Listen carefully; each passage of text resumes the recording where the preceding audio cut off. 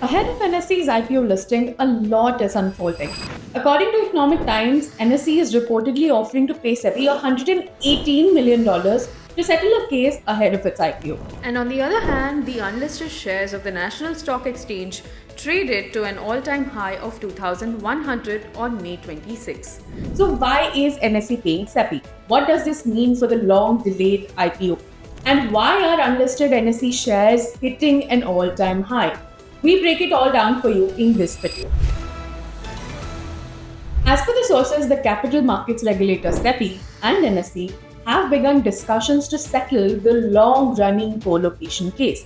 This case dates back to 2015 when a whistleblower sent a letter to SEBI alleging that NSE provided preferential access to a few high-frequency traders or HFTs and brokers to the exchange's trading platform. Now later, on 30th April 2019, SEBI passed its orders against entities involved with the co-location scam and directed NSE to pay a 6.25 billion rupees with an interest rate of over 12% over 10 billion rupees, and also barred NSE from raising money on the securities market directly or indirectly for the next 6 months.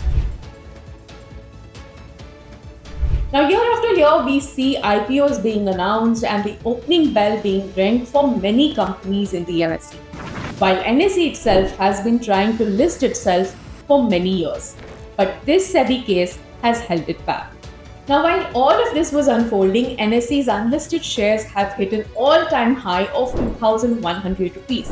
Now, this is all because the IPO buzz is back. Investors are betting that with regulatory hurdles possibly clearing, the long-awaited IPO is finally close. So why are NSE's unlisted shares at an all-time high? So there is limited supply of unlisted NSE shares and a high demand from HNIs and institutions.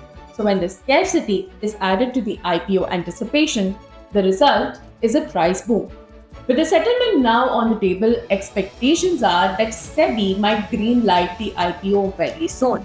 So, what should you, as an investor, look forward to?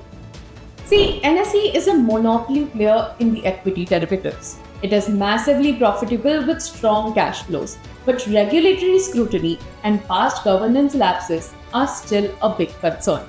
So, while the IPO could be one of India's largest, do approach it with due diligence. And for more such content, keep watching Synfuture.